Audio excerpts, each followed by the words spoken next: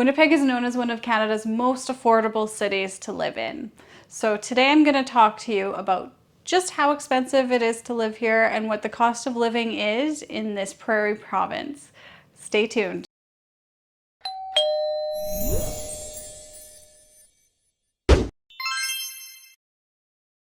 Hi, I'm Jennifer Queen with the Jennifer Queen team in RE/MAX Professionals. Thanks for watching, and today I'm going to cover the topic of just how affordable Winnipeg is to live in.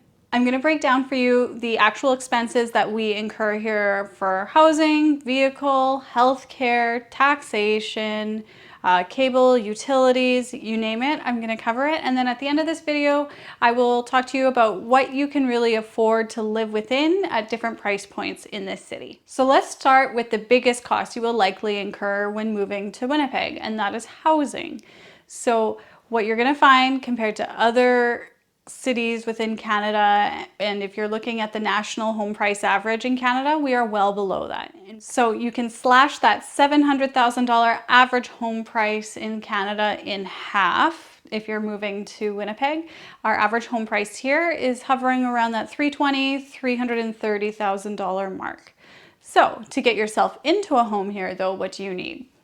First, you're going to start with a 5% down payment. That is the minimum down payment that you can have to purchase a home here in Winnipeg, Manitoba, and in other provinces in Canada as well. So you take that 5% of $300,000, you're sitting around $16,000 for your down payment. Now you're going to have other closing costs that do come with purchasing a home. Those include land transfer taxes, which around that, again, that $320,000 mark are going to be around $4,100 for those land transfer taxes. You're going to also pay a CMHC premium, and this will depend on the size of the down payment you're giving, as well as some other miscellaneous fees like legal costs, etc. In general, it's a good rule of thumb to just set aside an additional 1 to 2% of the home's purchase price to have ready to cover closing costs. Usually 2% being a more reasonable number and realistic. Keep in mind too that those underwriting fees, the CMHC fees or other mortgage insurer underwriting fees sometimes can be wrapped into your mortgage too. So it's not necessarily an amount you have to pay up front unless you want to pay those insurance premiums up front. A couple other notes, obviously your 5% down payment is tied to the price of the home, but so is the land transfer tax you actually pay. So if you're buying a less expensive home, something more around $200,000, your land transfer tax will be much less. And of course, if you're buying a $700,000 home, it'll be much more. I really recommend Rate Hub's land transfer tax calculator. It is spot on for Manitoba, and I will include a link for it in the comment section below. So housing isn't just your mortgage payment alone. There are other costs you'll incur as well. I would say a fairly typical price that people pay here for insurance is around that $100 to $150 a month for insurance for their property and contents. You're also going to incur expenses here for electric and gas.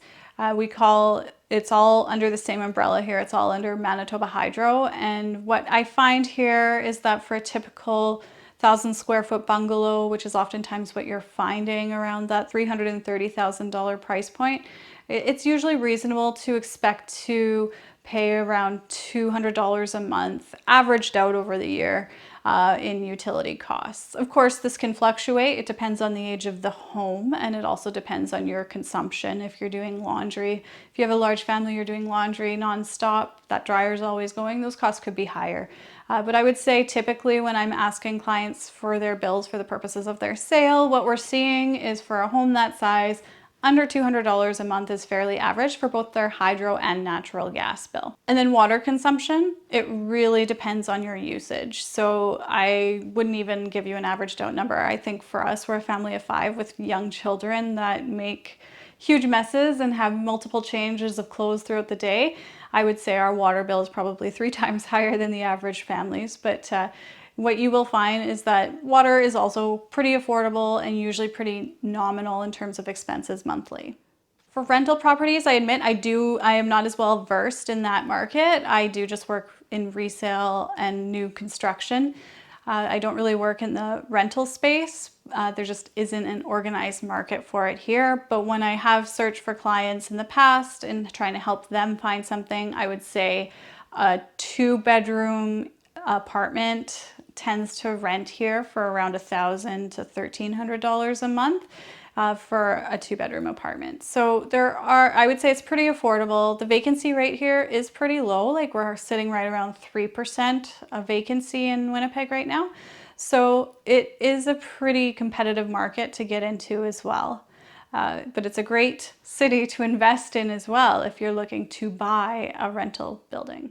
So in regard to housing overall, in conclusion, I guess, for our prices, we are usually well below other provinces just because you're automatically slashing that mortgage payment in half when compared to the national average.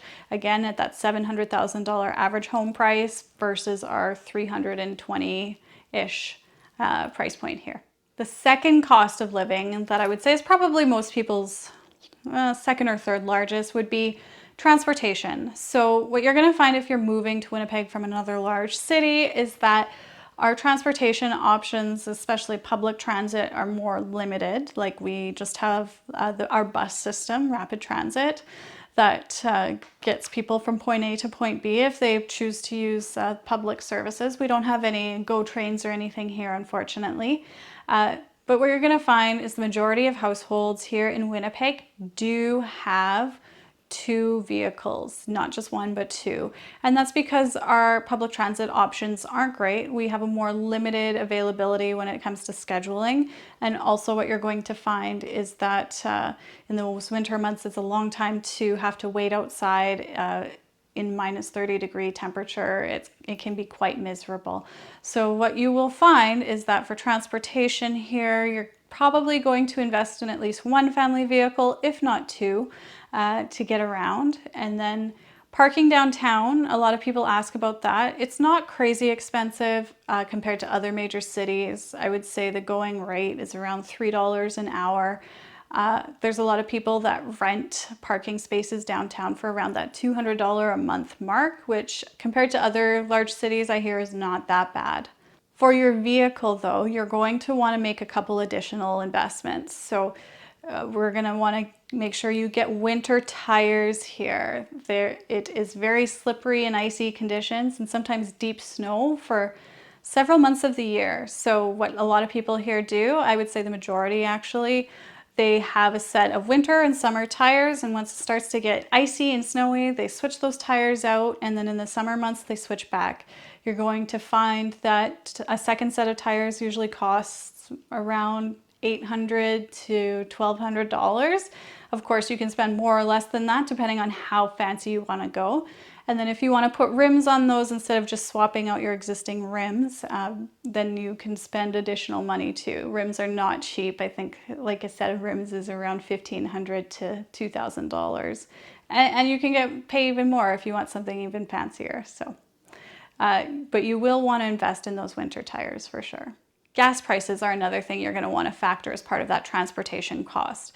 Winnipeg, I believe, or Manitoba, I should say, is one of the least expensive provinces when it comes to gas prices. I believe we're usually only second to one of the maritime provinces. And that's also because we only pay GST on our gas here. So when you're paying at the pump, there's an additional 5% added on. It's just the GST, whereas I believe in Ontario, you're paying that additional 13% because you're paying HST. So I think if you look at the actual price that you end up paying here, Manitoba factors in much lower than Ontario actually does. And we're often cheaper than other provinces, with the exception sometimes of Alberta, I would say. Sometimes we're on par with them or maybe a little bit more just because of tax differences. But Manitoba has some of the most affordable gas in all of Canada. And at the time of recording this, I believe it was not a good time to give this as an example because gas is quite expensive here, but at the time of recording, we were paying around $1.40 per liter. But what you will find if you are living in Winnipeg is you'll notice a lot of people that travel across the border from Ontario, because we're only 2 hours away from Kenora, Ontario, is that a lot of people will gas up at Prada, which is the halfway mark, and pretty much almost as soon as you cross into Manitoba, you'll find that a lot of people coming from Ontario do tend to gas up on the Manitoba side just because there is a significant enough cost savings to do so. Another factor you're going to want to cover in your transportation costs are your vehicle insurance. So in Manitoba, it's different than other provinces where there's privatized insurance. Here we are actually public insurance, and it's provided by Autopack. So we just have the one general company that everybody goes to get their insurance in place. It's usually more affordable than the privatized insurance in other provinces, is what I'm told. I have heard some quotes though that are higher here than other provinces. It's definitely more affordable for younger people. If you're like a student moving here, and you're trying to get insurance when you're like in that 18, 19 range, I understand that it's way cheaper than if you had to get insurance in Ontario, for instance. So there are some benefits there and some savings by getting Autopack insurance here too. So I've heard from other people before that groceries here are actually quite affordable, and especially people coming from other countries have actually mentioned that they couldn't believe that our grocery stores would have sales and discounts on things. So I guess in other countries that might not be as common. The price is the price, but here there are often deals to be had in our grocery stores, and you can pick and choose what to stock up on based on that. I would say that it's fairly typical for a family of 4 to be able to feed the entire family for under $800 a month in groceries. Of course, that varies depending on family size as well as consumption, of course. But most families are able to get by with under $800 a month for a family of 4. If you're going into more northern communities though in Manitoba, there is definitely what we call a northern tax where the cost of goods can be just absolutely insane. People are working hard to try and get those costs down, and so that the basic necessities aren't so expensive when you're going elsewhere. But just keep that in mind if you're moving to a more northern community. The grocery prices, even just for a carton of milk, can be exponentially more than what they are in the city of Winnipeg. So the cost of a cell phone. Here, I hear that monthly plans are far higher than in other provinces where there's more selection. There's a few major carriers here, but maybe they have a little bit more of a monopoly on the whole cell phone space. So what you're gonna find is your cell phone bill will likely be higher here than it would be in some other provinces. I personally, and I'm a realtor and I talk on my phone and text and long distance everything quite often. My bill is only around $70 a month, but my understanding is that I have a contract that is so old. I just keep buying new phones outright so that my contract fee doesn't go up. But my understanding is it's pretty much impossible to get those rates now. And then for your television and your internet packages at home, there's 2 major providers within Winnipeg, Shaw and Bell. Or Bell MTS, I should say. And you're going to be spending around, like, depending on the package you get, typically around $100 to $120 as a base plan for cable and internet. And then of course you can get add-ons or faster internet from there. But again, my understanding is that's pretty expensive compared to other provinces or even people paying for cable and internet in the States. The next cost of living that people often ask about is our healthcare system. So what you're going to find if you're coming from somewhere that isn't Canada is that we have universal healthcare system. And a lot of the time when people hear that, I think that they're concerned that if it's free, it's not going to be good. First of all, it's not free. We pay for it with all of our taxes, and we are a fairly highly taxed country. But what you're also going to find is that the care here is amazing. We have some world-class hospitals right within Winnipeg, the Health Sciences Centre and St. Boniface Center being 2 of our teaching hospitals that are world-renowned and have some of the most talented doctors working at them. And I should say nurses and staff too, very talented people. Huge props goes to them. Every time we've had a child, we have been overwhelmed with the care we've received there. So very highly recommended. But yeah, universal healthcare means you typically aren't paying out of pocket for basic services.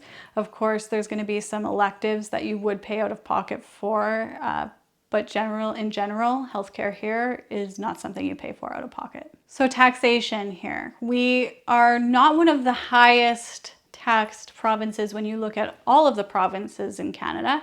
I think we sit really at about 8th in Canada for taxation. But if you look at all of the prairie or western provinces, we are definitely the highest taxed prairie province. So income taxes are obviously going to depend on your level of income. So I'm going to just include a little table below that you can review just to see where you would fall. But if you are looking for a tax haven or tax shelter in Canada, I would say Manitoba probably isn't the first province you would go to for that purpose. We are a little bit more highly taxed than other provinces. Okay, so we've covered what exactly it will cost to live in Winnipeg, but none of that matters, I guess, if the average income here is really low, right? Because then it's all proportional.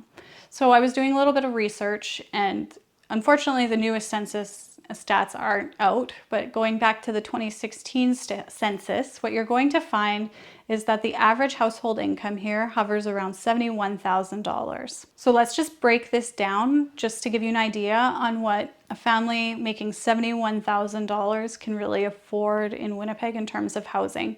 Now, a couple disclaimers here though.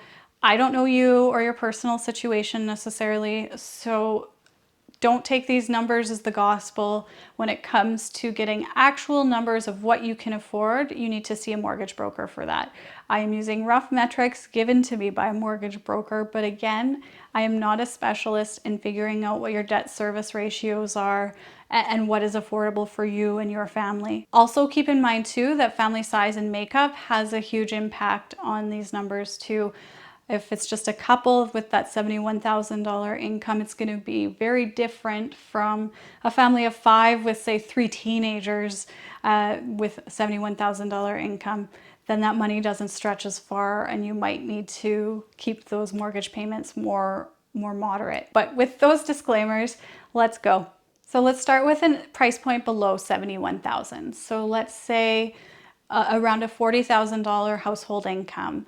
What typically I see for mortgage pre-approvals are around that $140,000 to $200,000 mark is what they get pre-approved for. But what I tend to find in this market is that the majority of people with a $40,000 household income do tend to rent just because the options aren't as great for purchasing as they are for rental. You can get a little bit more in terms of rental. The alternative to that is that some people do buy homes in less desirable areas sometimes, or what they will do is find a fixer-upper that they can live in and fix up and start building that equity to get into the real estate market. But I would say the majority of people that I have encountered with that $40,000 budget do tend to end up renting. Again, these are generalizations. I hope I'm not offending anybody here. I'm just giving what I have experienced from being in the business as well as in discussions with our mortgage broker. So that $71,000 average that I was talking about, when I discussed with the mortgage broker, they thought it was closer to around $80,000 a year. So let's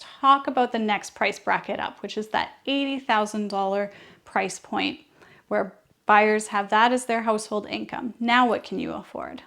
So at that price point, we're usually seeing people getting approved for anywhere from a $200,000 to a $400,000 mortgage. So in Winnipeg, that puts you at around the average median price of $320,000 for a home, which unfortunately is also one of the most competitive price points here. So you will be competing against many others right now anyways to get into a home, but what you're going to find is you have good selection. It's the largest amount of homes that are out there on the market, but it's also more competitive. So what you're going to find for that price point here in that $300,000 to $400,000 range is typically like a smaller bungalow, like 900 to 1100 square feet, 3 bedrooms, 1, maybe 2 bathrooms, and maybe a garage, maybe not, in a variety of different areas, all great areas too, though. You actually do have a number of options if you're shopping in that price point. So the next price bracket we should talk about is that $120,000 household income. What you're going to find in this price bracket is that affordability for $120,000 annual household income is anywhere from about $400,000 to $700,000 home.